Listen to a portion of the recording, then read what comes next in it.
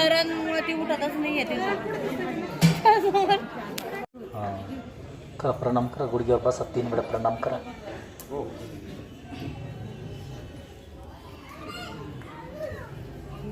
प्रणाम करा 3 वेळेस, गुडघ्यावर बसा, 3 वेळा प्रणाम करा.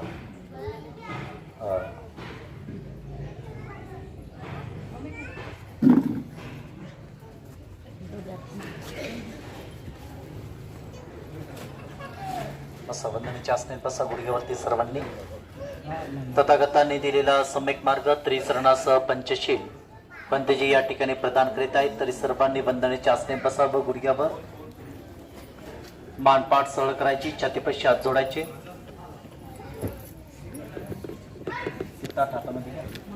मेणबत्तीचं आहे.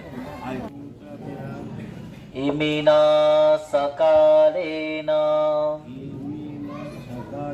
तं धम्मं अभिपूजयाम. इमिना सकालेन तं संघं अभिपूजयाम.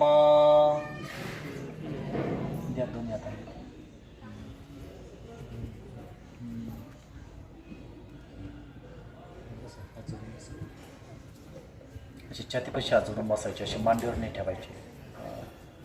अरहं सम्मा संबुद्धो भगवा बुद्ध भगवंता अभिवादेमि. प्रणाम करायचे वेळेस करा. स्वाकातो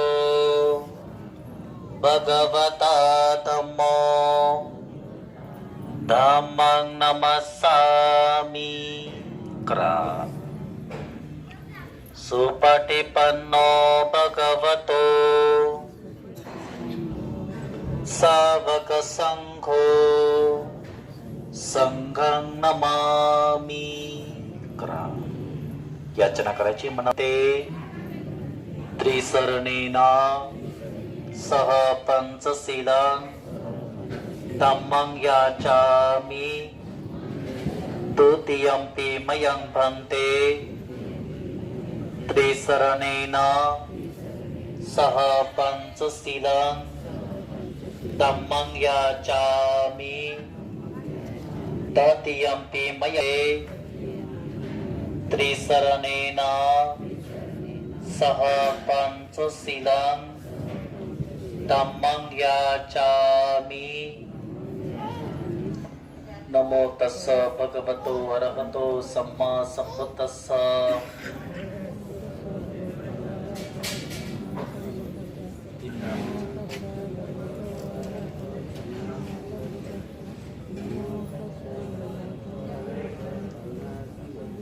बुद्धं शरणं गच्छामि धम्मं शरणं गच्छामि संघं शरणं गच्छामि. तृतीयंपि बुद्धं शरणं गच्छामि. तृतीयंपि धम्मं शरणं गच्छामि. तृतीयंपि संघं शरणं गच्छामि. तृतीयंपि बुद्धं शरणं गच्छामि. तृतीयंपि धम्मं शरणं गच्छामि. तृतीयंपि संघं शरणं गच्छामि. पानातिपाता वेरमणि सिक्खापदं समादयामि. अदिन्नादाना वेरमणि सिक्खापदं समादयामि. कामेषु मिच्छाचारा वेरमणि सिक्खापदं समादयामि. मूसावादा वेरमणि सिक्खापदं समादयामि. सूरामेरयमज्जपमादठाना वेरमणि सिखापदं समादियामि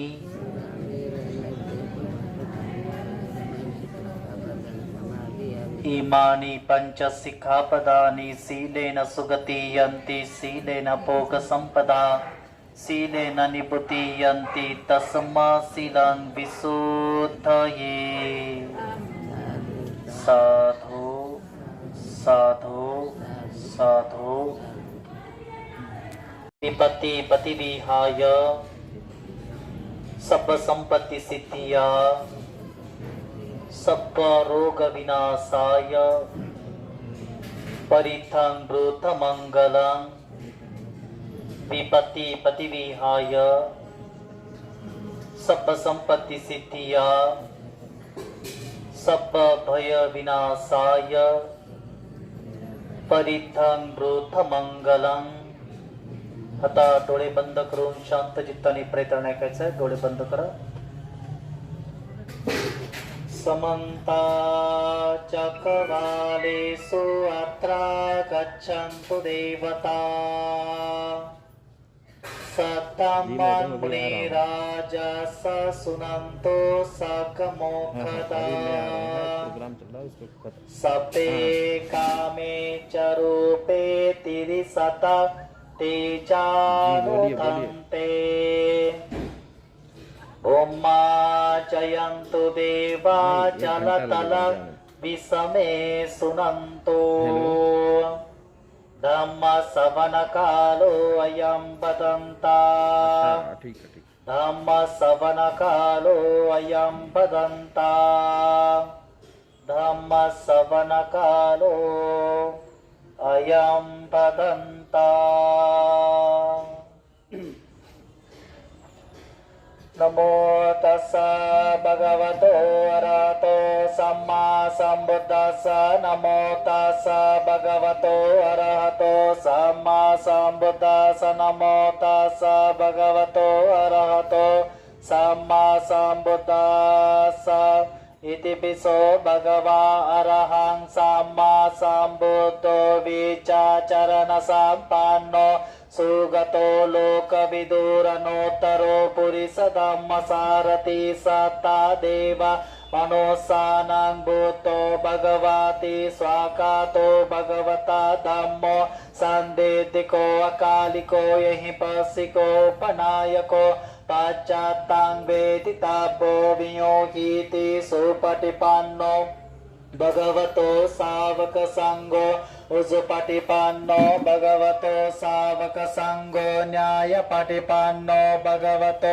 सावक संगो सामिचिपटिपन्नो भगवतो सावक संगो यदिदं चतारि पुरिस युगानि अट्ट पुरिस पूगलाय स भगवतो सावक संगो आहुनय्यो पाहुनय्यो दाकिनय्यो अंजलिक अनोत्तरं पुय्यं केतं लोकसाति बाहुं सह समभिनिमित सावुतान्तां गिरिमेकलं उदित घोर ससेन मारं दानादिधम्म विधिना जित्वा मुनेन्दो तां तेजसा भवतु ते जय मङ्गलानि मारातिरेकमभियो जितसा परातिं घोरं पनालवकमाकमदातया कान्ति सुदन्त विधिना जित्वा मुनेन्दो तां तेजसा भवतु ते जय मङ्गलानि नालागिरिं गजवरं गतिमतभूतां दावकिचकमसनीव सुदारुरान्तां मेताम्बुसेकविधिना जित्वा मुनीन्द्र तां तेजसा भवतु ते जय मङ्गलानि ऊकीतकाकमतियात्त सुदारुरान्तां धावन्ति योजनपदाङ्गुलिमालवन्तां गीतेऽपि सङ्कतमनो जित्वा मुनीन्द्र तां तेजसा भवतु ते जय मङ्गलानि कतवानकट्टमुदरा इव गाभिनीया चिन्ताय दुःखवचनं जनकाय माचे साम्तेन सोमविधिना जित्वा मुनीन्द्र तां तेजसा भवतु ते जय मङ्गलानि सच्चं विहाय मतिसच्चकवातकेतो वादाभिरोपितमनं गति अन्धभूतं पय्यापदीपजलितो जित्वा मुनीन्द्र तां तेजसा भवतु ते जय मङ्गलानि नन्दो पनंद भुजगं विबुधं महीदे पोतेन थेर भुजगेन दमापयन्तो ईतोपदेश विधिना जित्वा मुनेन्द्र तां तेजसा भवतु ते जयमङ्गलानि दोग्गाहटेति भुजगेन सुदात्तहाता ब्रह्मा विशुद्धिच्युतिमेदे बकाभिधान यानाकतेन विधिना जित्वा मुनीन्द्र तां तेजसा भवतु ते जयमङ्गलानि एतापि बुद्ध जयमङ्गलाट्टगाता यो वाचको दिन दिने सरते मतान्दीतवान् अनेक विविधानि च पार्थवानि मोकं सुखं गदिगमेय नरो सपञ्यो महाकारुणिको नाथो हिताय सब्बपानिनं पूरतवा पारमी सब्बापतो सम्बोधिमोत्तम एतेन सच्चवज्जेन होतु मे जयमङ्गलं जयन्तु बोधिया मूले सख्यानं नन्दिवर्धनो एवं तवापि जयो होयि जयासु जयमङ्गलम् अपराजिकपल्लं पेशी से पटविभूकरे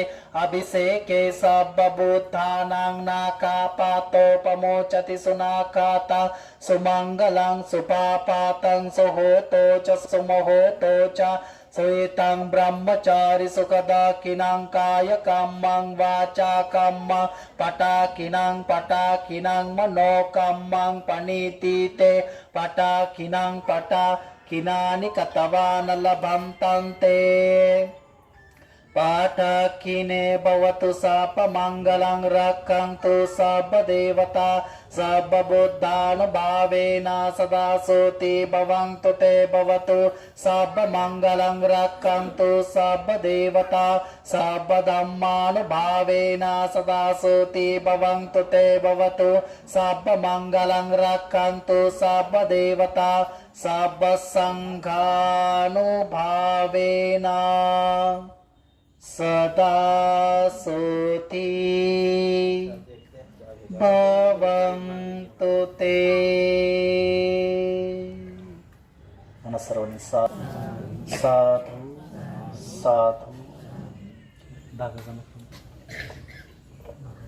दिनारे विश्ववंदनीय की ज्याचं चित्त पौर्णिमेच्या चंद्राप्रमाणे शांत शीतल गंभीर आणि निष्कलंकित असे देव आणि मनुष्याचे शास्ता तथागत भगवान बुद्ध, त्याच तथागत भगवान बुद्धांनी गेल्या 2500 वर्षापूर्वी मानवाच्या हितासाठी, मानवाच्या सुखासाठी, मानवाच्या कल्याणासाठी निर्माण केलेला पवित्र असा सद्धम्म आणि त्या सद्धम्माचा प्रचार आणि प्रसार करणारा, चारी दिशेला भ्रमण करणारा, तथागतांच्या मार्गावरती आरूढ असलेला तथागतांचा पूजनीय भिक्खू संघ, आधुनिक काळाचे बोधिसत्व परमपूज्य तथा भारतीय राज्यघटनेचे शिल्पकार, आधुनिक महामानव डॉक्टर बाबासाहेब आंबेडकर आज कालकथित सखाराम दगडूजी सोनवणे यांचा आपण आज पुण्यनमोदनाचा कार्यक्रम या ठिकाणी संपन्न करीत आहोत. तथागत भगवान बुद्ध अनेक उपदेशामध्ये अनित्यावरती मार्गदर्शन करत असताना एका गाथेमध्ये भगवान बुद्ध सांगतात की अनिच्छावत संखारा उपादवय धम्मिनो उपजित्वा निरुच्छन्ति ते संगपो समो सुखो, की या जगामध्ये नित्य असं काही नाहीये. या पृथ्वी तलावरती संपूर्ण अनित्य आहे, नश्वर आहे आणि नष्ट होणार आहे. तो उत्पन्न होणे आणि नष्ट होणे हा निसर्गाचा धर्म आहे, निसर्गाचा नियम आहे. आणि त्याच अनुषंगाने कालकथित सखाराम दगडूजी सोनवणे हे आपल्यातून निघून गेलेले आहेत. तर तुम्हाला माहित असेल की 2500 वर्षापूर्वी ज्या वेळेला सिद्धार्थ गौतमाचा जन्म झालेला असतो राजा शुद्धोधनाच्या घरी, आणि त्यावेळेला कपिलवस्तूचे राजा शुद्धोधन यांच्याकडे एक असित मुनी नावाचे एक संन्यासी त्यांच्या घरी आलेले असतात आणि त्यांनी भविष्यवाणी केलेली असते. सिद्धार्थ गौतमाच्या शरीरावरचे लक्षणं आणि गुणधर्म बघून की जर का सिद्धार्थ गौतम ग्रस्त जीवनामध्ये रमला तर मोठा चक्रवर्ती राजा बनेल, आणि जर का सिद्धार्थ गौतमाने गृहत्याग केला तर भगवान बुद्ध बनेल. आणि म्हणून त्याच अनुषंगाने राजा शुद्धोधनाला वाटायचं की आपला मुलगा आपल्यापेक्षा मोठा राजा बनावा, आणि त्यासाठी त्यांना सगळ्या सुखसुविधा त्यांना पुरवल्या जातात. दरबारामध्ये त्यांना सगळ्या गोष्टी, त्यांना लालन पोषण, त्यांचं लहानाचं मोठंपण, या सगळ्या गोष्टी त्यांना प्राप्त करून देण्यात येतात. असं सांगितलं जातं की 3 ऋतूचे 3 महाल देखील त्यांना बांधून देण्यात आले होते, की जेणेकरून सिद्धार्थ गौतमाचं मन हे संसारामध्ये रमलं पाहिजे. आणि अशा प्रकारे सिद्धार्थ गौतम लहानाचे मोठे झाल्यानंतर काही वर्षानंतर सिद्धार्थ गौतमाचं लग्न होतं. आणि लग्न झाल्यानंतर राहुल नावाचा मुलगा होतो. त्यावेळेला राजा शुद्धोधनाला वाटतं की आता सिद्धार्थ गौतम संसारामध्ये रमलेले आहे, आता ते काही गृहस्थ जीवन सोडून जाणार नाही. सिद्धार्थ गौतमाला बाहेरचा नगराचा दौरा करण्यासाठी मुभा दिल्या जाते.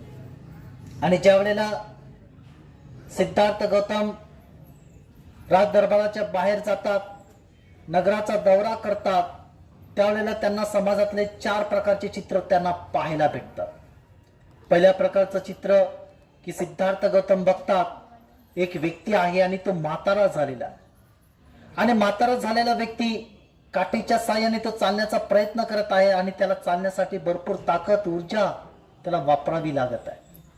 अशा प्रकारचं चित्र बघितल्यानंतर सिद्धार्थ गौतमाला या गोष्टी पहिल्यांदाच पाहायला भेटतात. ते आश्चर्यचकित होतात की व्यक्ती म्हातारा झाल्यानंतर किती हाल होतात, हे नाही. पुढे गेल्यानंतर सिद्धार्थ गौतम बघतात की एक व्यक्ती आहे आणि तो बिमार पडलेला आहे, बिमारीनं त्याला जखडलेला आहे, आणि बिमारीच्या असह्य वेदना त्याला सहन होत नाहीये. आणि तो बिमार व्यक्ती बघून सिद्धार्थ गौतम अजूनही दुःखी होतात. पुढे गेल्यानंतर एक व्यक्ती बघतात की तो एक व्यक्ती आहे, तो मरण पावलेला, आणि मरण पावलेल्या व्यक्तीला लोक स्मशानामध्ये घेऊन जाण्यासाठी तयारी करत आहे. असं प्रकारचं चित्र बघितल्यानंतर 4थ्या नंबरचं चित्र सिद्धार्थ गौतम बघतात की एक व्यक्ती आहे आणि तो संन्यासी झालेला आहे. या दुःखातून तो बाहेर पडण्यासाठी मार्ग शोधत आहे. अशा प्रकारची चित्र समाजातले बघितल्यानंतर सिद्धार्थ गौतमाला खऱ्या जीवनाची जाणीव होते की जीवन फार कठीण आहे बा, है ना. अशा पद्धतीनं त्या काळामध्ये काही कालांतराने शाक्य आणि कोलियांमध्ये रोहिणी नदीच्या पाण्यावरून वादविवाद निर्माण होतो. आणि वादविवाद निर्माण होत असताना शाक्य लोकांना वाटायचं की त्या पाण्याचा अधिकार फक्त आम्हाला आहे, किंवा कोलीय लोकांना वाटायचं की त्या पाण्याचा अधिकार फक्त आम्हाला आहे. आणि यातून युद्धाची परिस्थिती निर्माण होते. आणि युद्ध होऊ नये म्हणून सिद्धार्थ गौतमाला वाटायचं की याच्यावरती काहीतरी उपाययोजना चर्चाच्या माध्यमातून केली पाहिजे. आणि त्या वादातून काय होतात, सिद्धार्थ गौतम गृहत्याग करतात, प्रवचित होतात. आणि प्रवचित झाल्यानंतर अभयारण्य भागामध्ये फिरतात. अभयारण्य भागात फिरत असताना त्यांना अलाम कलाम नावाचे एक आश्रमामध्ये, त्यांच्या आश्रमामध्ये जातात. त्या ठिकाणी ध्यान साधनेचा अभ्यासाला बसतात. सिद्धार्थ गौतमाची ध्यान साधण्याची अवस्था पाहून त्यांना 5 शिष्य बनतात. किती? 5 शिष्य. आणि ते 5 शिष्य मिळून काय करतात, कठोर ध्यान करतात दुःखातून मुक्त होण्यासाठी, है ना. तशा प्रकारे सिद्धार्थ गौतम कठोर ध्यान करत करत करत आपण या दुःखावरती विजय प्राप्त करू शकतो असं त्यांना वाटतं. आणि अशा पद्धतीनं सिद्धार्थ गौतमाने कठोर ध्यानाचा निश्चय केला. आणि कठोर ध्यान केल्यामुळे सिद्धार्थ गौतमाचं शरीरातली ताकद, ऊर्जा हळूहळू कमी व्हायला लागते. शरीर सुकायला लागतं. शरीरात ते ताकद, ऊर्जा कमी झाल्यानंतर शरीर हडकुळं दिसायला लागतं आणि शरीर मरणाच्या अवस्थेला पोहोचतं. त्या क्षणी काय होतं, एक सुजाता नावाची बाई असते आणि ती सुजाता नावाची बाई काय करते, सिद्धार्थ गौतमाला खीर दान देते. सिद्धार्थ गौतम ती खीर ग्रहण करतात आणि शरीरात ताकद, ऊर्जा निर्माण होते आणि सिद्धार्थ गौतम मरणापासून वाचतात. जर का मी अशा प्रकारचं जर का ध्यान केलं, अशा प्रकारचा जर का मी उपवास केला तर मला मार्ग सापडणार नाही, त्याच्या अगोदरच मी मृत्यूला प्राप्त होईल. असं सिद्धार्थ गौतमाला वाटतं आणि आपण वेगळ्या मार्गाने ध्यान केलं पाहिजे असं ते विचार करतात. आणि इकडे ते 5 शिष्य सोडून त्यांना चालल्या जातात. त्यांना वाटतं की आता सिद्धार्थ गौतमाच्या शरीरामध्ये अशक्तपणा निर्माण झाला, त्यांना काही आता मार्ग सापडणार नाही असं म्हणून ते 5 शिष्य त्याला सोडून जातात. आणि इकडे सिद्धार्थ गौतम एकटे राहतात. गयाच्या एका बोधी वृक्षापाशी येतात आणि त्या ठिकाणी ध्यानाला बसतात आणि वेगळ्या मार्गाने ध्यान करण्याचा प्रयत्न करतात. तर सिद्धार्थ गौतम मध्यम मार्गाने ध्यान करण्याचा प्रयत्न करतात, है ना. त्याला काय म्हणतात? समतेचा मार्ग, मध्यम मार्ग. त्याला पाली भाषेतून म्हणतात मज्जिमा पतिपदा, है ना. तशा प्रकारे मध्यम मार्गाने ध्यान करतात. सुरुवातीला आपल्या श्वासाकडे मन केंद्रित करतात. आपण जो नाकाने श्वास घेतो सोडतो, दिवसभरात आपण किती श्वास घेतो सोडतो, कधी लक्ष देतो का? नाही. परंतु सिद्धार्थ गौतम काय करतात? श्वासाकडे मन केंद्रित करतात. त्याला काय म्हणतात? आनापानसती. ज्यांनी ज्यांनी विपश्यना केली असेल त्याला माहितीये. कोण कोण केलेली आहे विपश्यना? 10 दिवसाची केली का आपल्यामध्ये? इथे कोणी? 1 2 3 अजून 4, है ना. 4-5 लोकांनी विपश्यना केलेली आहेत, है ना. तर अशा पद्धतीनं तिथं तुम्हाला काय शिकवलं जातं? आनापानसती शिकवल्या जाते. श्वास येत आहे, जात आहे. आणि सिद्धार्थ गौतम आनापानसती करता करता चित्त एकाग्र होत जातं. तर शरीरावरचे सेन्सेशन जाणत जातं. जे काही सेन्सेशन आहे, संवेदना, त्या संवेदना बघत बघत चित्त सिद्धार्थ गौतमाचं एवढं एकाग्र होतं की त्यांच्या चित्तामधला अंधकार पाहायला भेटतो त्यांना. तर प्रत्येक मानसिकतेमध्ये एक मार असतो. त्याला काय म्हणतात? मार सेना. ती मार सेना काय करते? माणसाचं चित्त लोभण्याचं काम करते, चित्त विचलित करण्याचं काम करते, चित्त भयभीत करण्याचं काम करते. परंतु सिद्धार्थ गौतम त्या माराला कुठल्याही प्रकारचा थारा न देता आपलं चित्त समतेमध्येच ठेवतात. चित्त डगमगू देत नाही, है ना. चित्त एकाग्रच ठेवतात. आणि अशा प्रकारे त्या माराचा काय होतो? पराजय होतो. आणि माराचा पराजय झाल्यानंतर वैशाखी पौर्णिमेला काय होतं? सिद्धार्थ गौतमाला बुद्धत्व अवस्था प्राप्त होते. म्हणून ते सिद्धार्थ गौतमचे भगवान बुद्ध बनतात. तशा पद्धतीनं सिद्धार्थ गौतमाला बुद्धत्व अवस्था प्राप्त झाल्यानंतर ते काय होतात? भगवान बुद्ध होतात. आणि मग भगवान बुद्ध त्या ठिकाणी त्या परिसरामध्ये, गयाच्या त्या परिसरामध्ये काही हप्ते काय करतात? चंक्रमण करतात. चंक्रमण म्हणजे काय माहिती का? वॉकिंग मेडिटेशन, है ना. वॉक करत करत मेडिटेशन करणे असतं ते, है ना. तशा प्रकारे चंक्रमण करत असताना काही हप्ते त्या ठिकाणी भगवान बुद्ध घालवतात. आणि काही हप्ते झाल्यानंतर त्या ठिकाणी भगवान बुद्धाच्या मनामध्ये विचार येतो की आता आपण दुःखातून मुक्त झालो, या भवचक्रातून मुक्त झालो, या व्याधी तृष्णेतून मुक्त झालो, है ना. आपण अरहंत अवस्था प्राप्त केली, आपण बुद्धत्व अवस्था प्राप्त केली. आता याच्या पुढे करायचं काय? हा जो दुःख मुक्तीचा मार्ग आहे, हा लोकांच्या कल्याणासाठी सांगाव का? का आपणच निर्वाण पदाला प्राप्त व्हावं? बरं सांगावं तर कोणाला सांगावं? कारण सर्वसामान्य व्यक्तीला माझा धम्म समजणार नाही असं भगवान बुद्धाला वाटायचं. असं काय वाटायचं? कारण त्या काळात लोक खूप संसारात अडकलेले होते, है ना. लोक कर्मकांडात अडकलेले होते, लोक अंधश्रद्धेत अडकलेले होते, है ना. लोक खंदुरीच्या कार्यक्रमात अडकलेले होते. आणि अशा व्यक्तीला माझा धम्म समजणार नाही. म्हणून माझा धम्म अशा व्यक्तीला सांगावा की तो त्या धम्माच्या मार्गाला लागलेला आहे. मग त्यांना आठवण येते आराम कलामची. परंतु त्यांची विचारपूस केली असता ते मृत्यूला प्राप्त झाले असं त्यांना समजतं, है ना. ज्यांच्या आश्रमात ते ध्यान साधनेचा अभ्यास करायचे. मग आता काय करावं? मग आठवण येते पंचवर्गीय भिक्षूंची. जे 5 भिक्षू होते ना, त्यांना सोडून गेलेले. त्याची विचारपूस केली तर ते 5 भिक्षू कुठे होते? सारनाथ या ठिकाणी होते, है ना. तर भगवान बुद्धगया निघतात आणि सारनाथला जातात. कोण कोण गेलेलं आहे बुद्धगया आणि सारनाथला? 1 2 3 4 5 6 भरपूर लोक गेलेले आहेत ना. तशा पद्धतीनं भगवान बुद्ध घेऊन निघतात आणि सारनाथला भगवान बुद्धाचं आगमन होतं.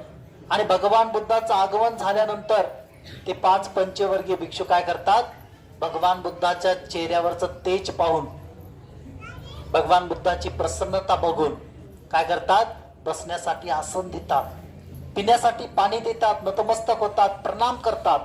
आणि प्रणाम करणं झाल्यानंतर त्या ठिकाणी भगवान बुद्ध म्हणतात, भिक्षूंनो, मला दुःख मुक्तीचा मार्ग प्राप्त झाला आहे, मला बुद्धत्वावस्था प्राप्त झाली आहे. तर त्या ठिकाणी ते पंचवर्गीय भिक्षू म्हणतात की भगवंत, आम्हाला तो मार्ग सांगा, तुम्हाला प्राप्त झालेला. तर त्या ठिकाणी भगवान बुद्धाने पहिलं प्रवचन, पहिला उपदेश सारनाथ या ठिकाणी दिला. त्या उपदेशाचं नाव माहिती आहे तुम्हाला? भगवान बुद्धाने दिलेलं पहिलं प्रवचनाचं नाव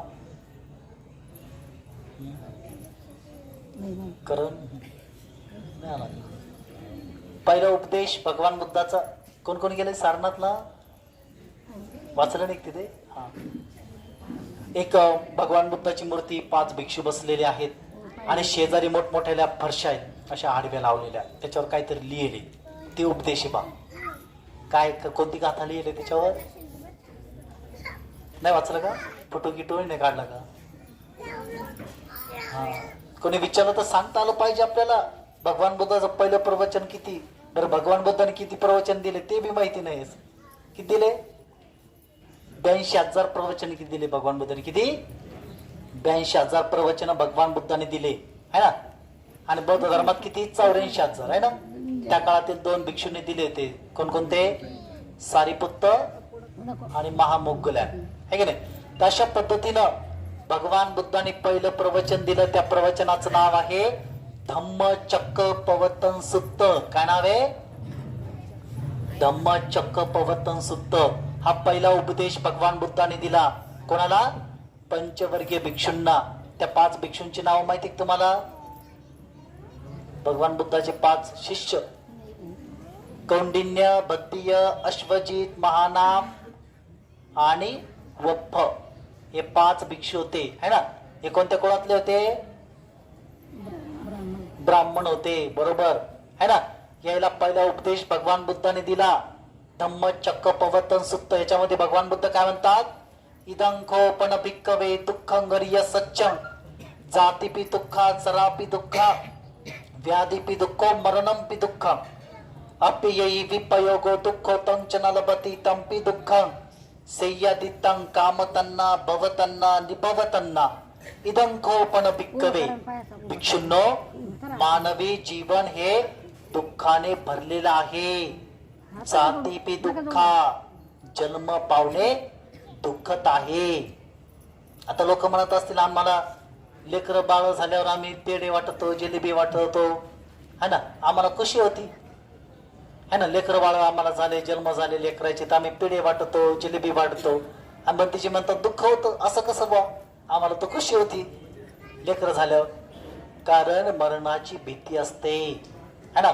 म्हणून भगवान बुद्धाने म्हटलं, कारण आता जन्म झाल्यावर कधी ना कधी मृत्यू येणार ना. सांगता येणार का ते केव्हा येणार? नाही सांगता येत है ना. म्हणून बुद्ध काय म्हणतात, भगवान बुद्ध, की जन्म पावणे दुःखत आहे. पुढे भगवान बुद्ध म्हणतात जरापि दुःखा, म्हातारपण येणे दुःखत आहे है ना. म्हातारपण येणे दुःखत का आहे?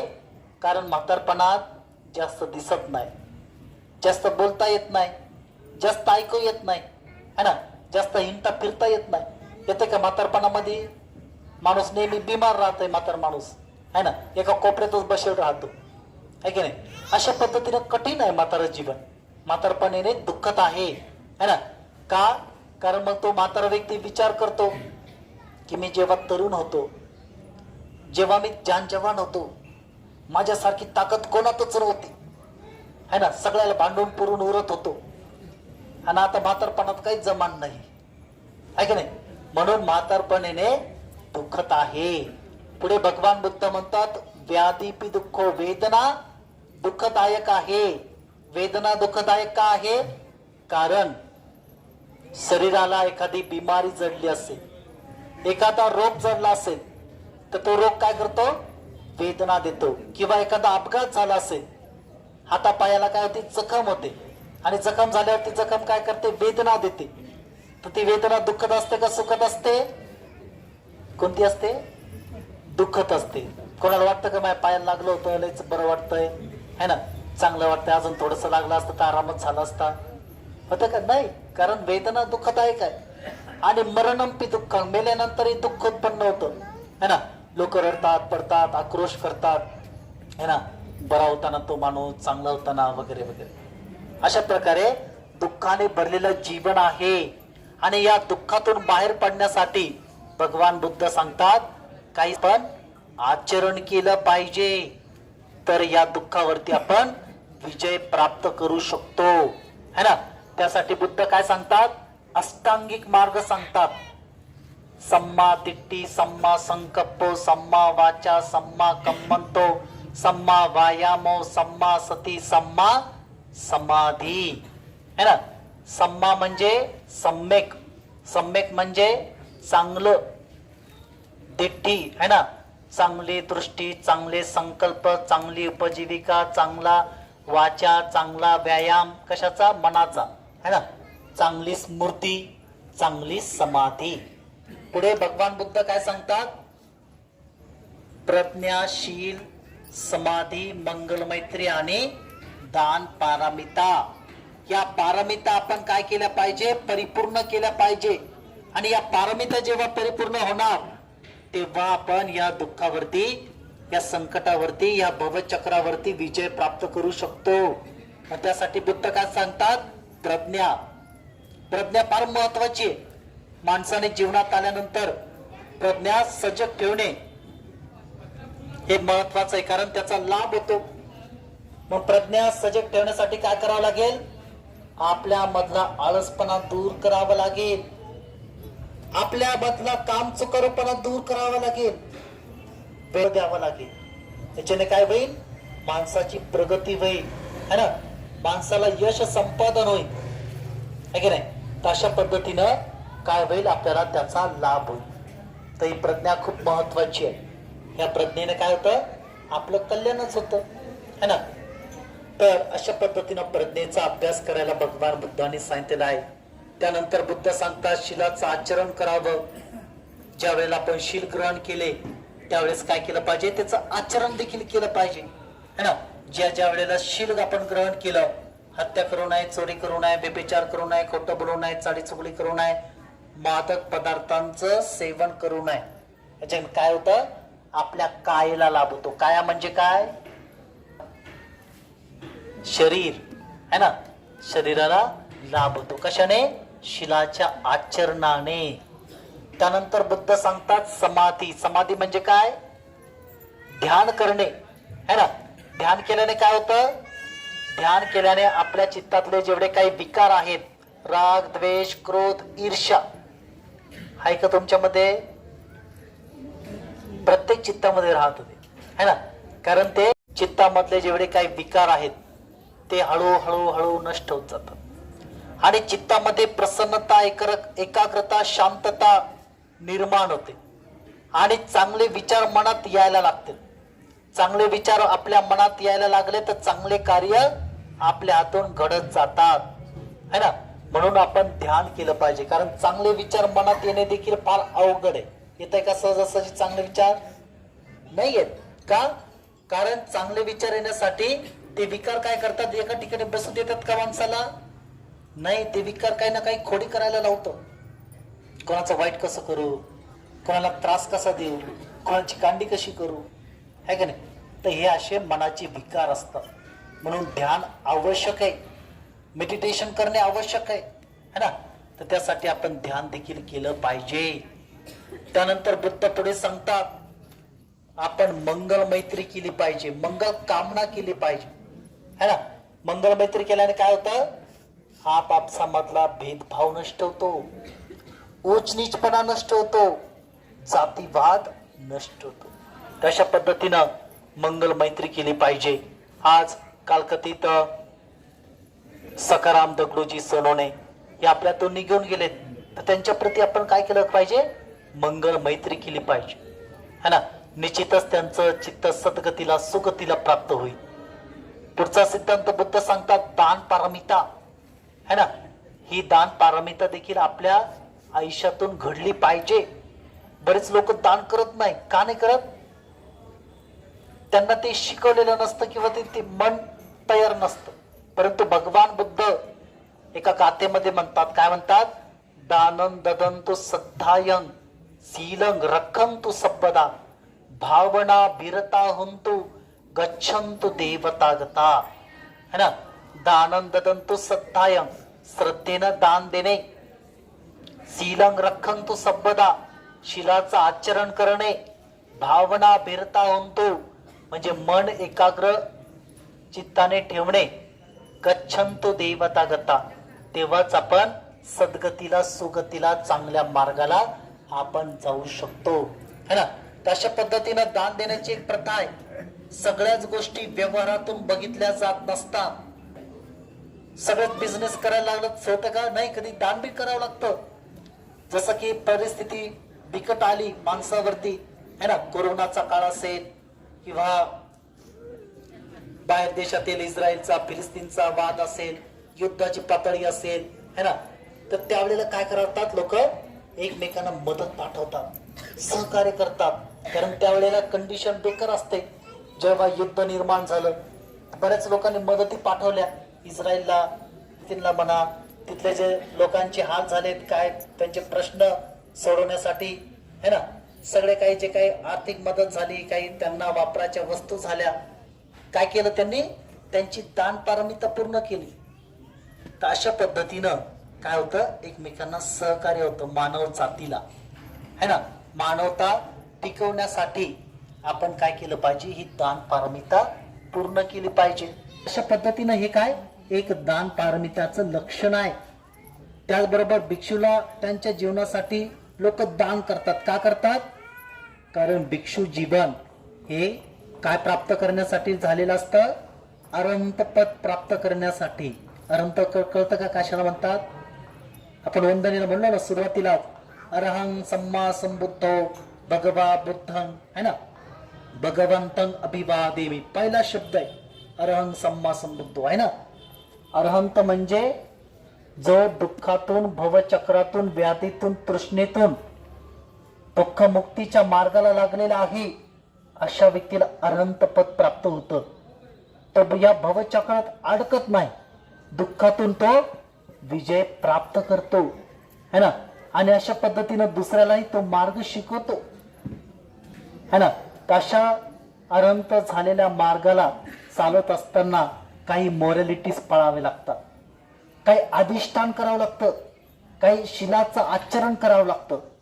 आणि त्यासाठी भिक्षू जीवनामध्ये त्यांचा मार्ग त्यांनी चालू ठेवावा, त्यांनी अरहंत पद प्राप्त करावं आणि त्यांना त्यांच्या जीवनात कोणत्याही प्रकारचे संकट येऊ नये. आपण तर काही भिक्षू बनवू शकत नाही किंवा त्या मार्गाला लागू शकत नाही, अवघड मार्ग आहे. परंतु आपण एक दान देऊन त्यांना सपोर्ट करणे, त्यांना त्यांच्या मार्गात कुठच्या अडचणी येऊ नये, त्यांचा मार्ग त्यांनी चालू ठेवावा, त्यांचा धर्म प्रचार त्यांनी चालू ठेवावा. त्यासाठी भिक्षूला दान द्यावं लागतं, दान करावं लागतं. आणि ते काय असं करावं लागतं? श्रद्धेनं, है ना. बुद्धाने श्रद्धा खूप महत्वाची सांगितले, है की नाही.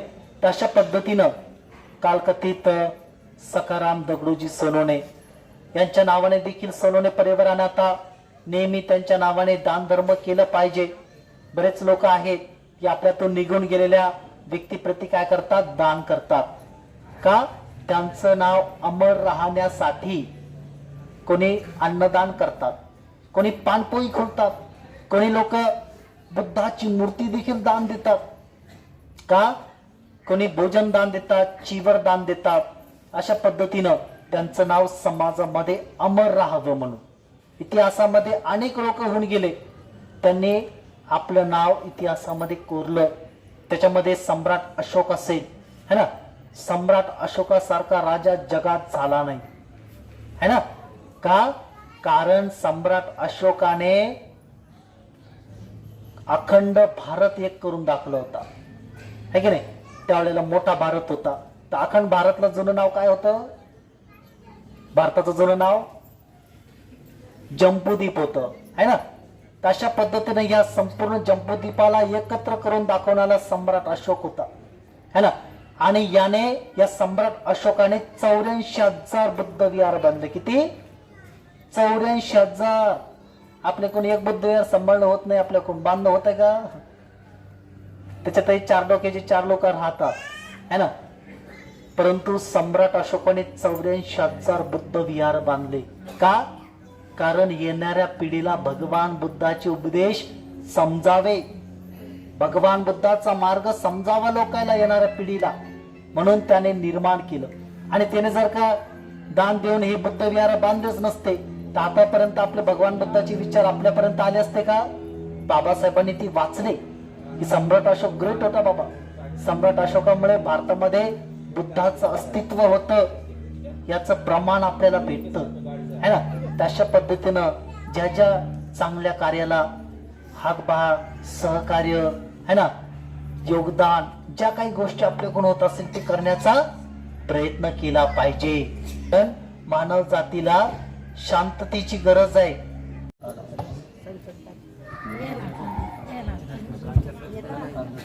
साथियों, हम आपको दिखा रहे हैं यहाँ पर श्रद्धांजलि सभा में कैसे बौद्ध धर्म के अनुसार दान दिया जाता है.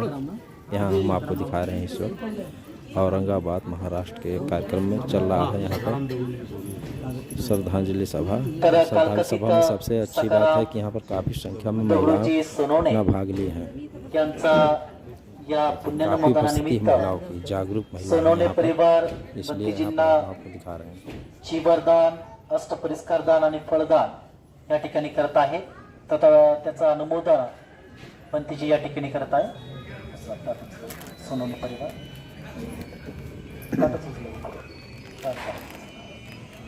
हात लावा परिवार, म्हणा साधू साधू साधू.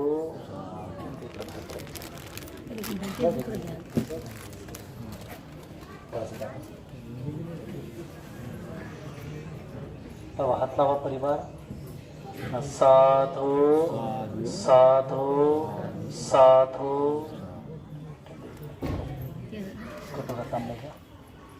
आता आशीर्वाद गाता होत आहे. सर्वांनी हात जोडायचे आहे, परिवाराने हात लावायचे एकमेकांना. यथा वारिवः पुरा परिपुरेन्ति सागरा एवमेवैतो दिनं पेतानं उपकपति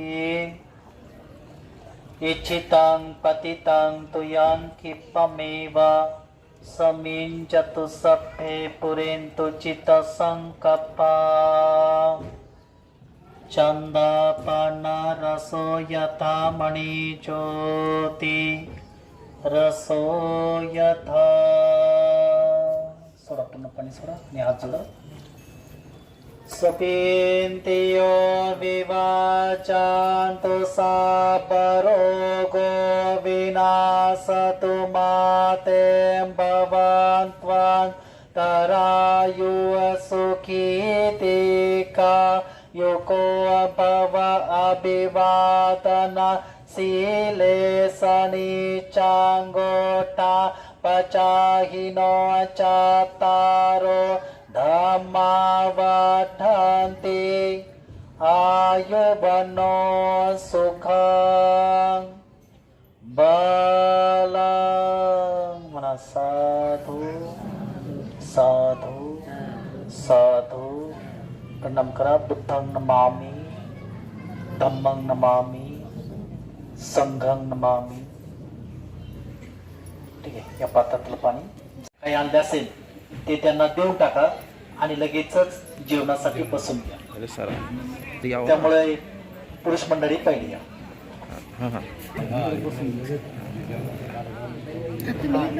थोड़ा सा मैं आ रहा हूँ, सड़क पे आ रहा हूँ, ठीक है. तर सोनवणे परिवार हे शेजारी ओटा आहे त्याच्यावरती बसून घ्या. ओके. लगेच जेवायला तिकडे बसून घ्या म्हणजे वेळ वाचला आहे ना, टाइम झालेला आहे भरपूर. हा, पुरुष मंडळी या. पहिले पुरुष मंडळी या, नंतर महिला मंडळी. हे झालं 5 मुली झाल्यात त्याच्या. हा चालवट्याकडे बसायचं बरं नियोजन. तुम्ही पुढे परिवार बसून घ्या. एक एक फुलार्पण करा.